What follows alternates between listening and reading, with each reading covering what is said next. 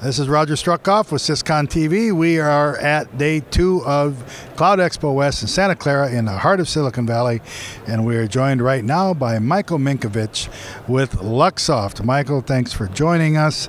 Let's talk about the Internet of Things. I mean, it's been tremendous interest in just the last 6 months in the IoT. I think, at least it has for us, same for you, and what are you guys doing in the IoT? Roger, thank you for having me here. Speaking about IoT, of course, it's a very, very exciting topic.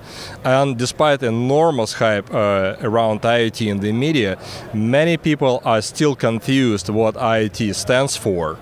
There is a kind of generally accepted definition that IoT describes complex systems comprised of multiple connected devices that exchange a massive amount of sensor data between each other and human beings, and are also capable of taking autonomous decisions. Yeah.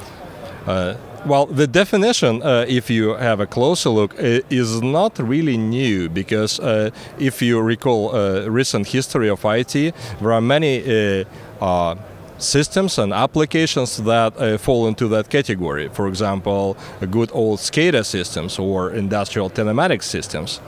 So, and the question is, what is new and what makes a brave new world of IoT a kind of next steps in the evolution of those systems? Mm-hmm. And the answer is data, information. It's a radical shift from assets to data, from things to input for decision making, and which is what we are talking about at this conference. I see what you mean. Like, rather than things so much, it's more like a new internet of unstructured data and analytics that's coming that we've never really seen before.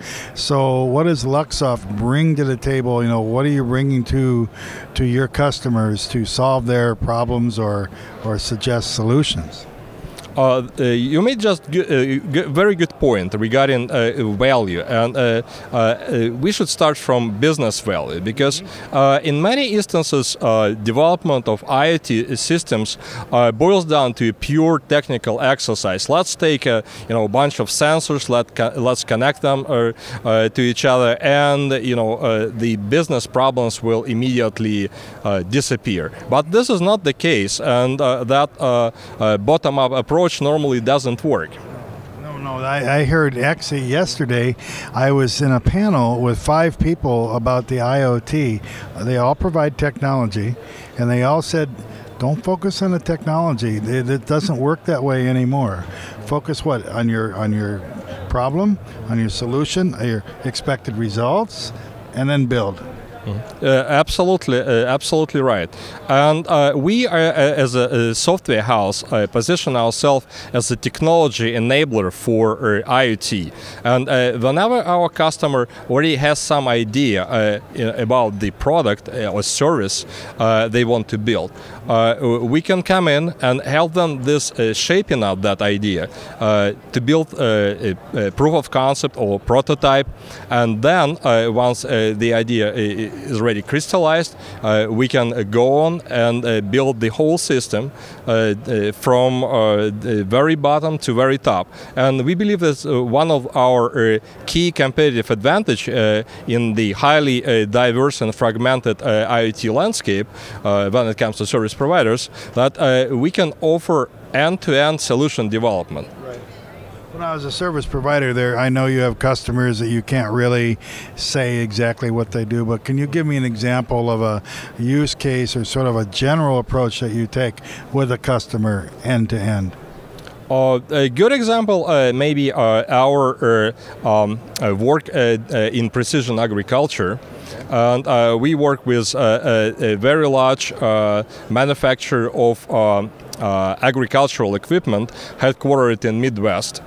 a well-known American and multinational company, and what they are doing is really amazing. They are transforming the whole agricultural industry by employing and processing data that they collect from sensors attached to different agricultural equipment, and what we do for them is to to help them build those systems from the very top, starting from a device level up to data aggregation and data collection, transmission of data to the cloud, and then doing a quite complex analytics that provide end users, farmers, with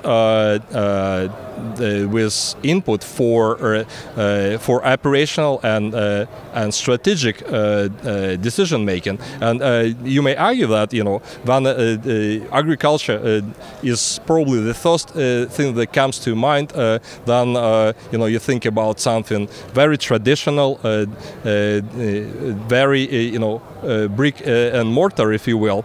But now everything is changing, and this is a good example how IoT technologies transform a very legacy traditional industry like agriculture. And the thing is that as things evolve, though, the data is growing. I mean, you have to work quickly, I think, because even with your established customers, their data needs keep growing very quickly. I mean, it seems like you have to plan sort of as things are moving. Right. And this is why I like this event, because it was a very good idea to put together under one roof two tracks on IoT and on cloud technologies, because these two things actually have a lot of in common. And cloud technology is one among key enablers, if you will, for the brave new world of IoT, along with MEMS technologies and different network virtualization infrastructure, and this global mobile connectivity. Back to your point, of course, it's very critical to plan, what kind of data you need for your business cases, how you're going to store that data, how you're going to process that data, and how you want to visualize that data. And you have customers worldwide and offices worldwide. Is that correct? Yeah, we operate on a global scale. You can find him at luxoft.com, luxoft.com. Thank you very much for joining us. This is the thing about the IoT, the very important point he makes, is it's not all about new industries, not necessarily. You can take some very well-established industries, and there's new demands and new business models, and you can actually reform some of those basic industries in the world. I live in the Midwest, so I like this farm stuff. This is great. Thank you very much for joining us, and thank you for watching. For Syscon TV, this is Roger Struckhoff.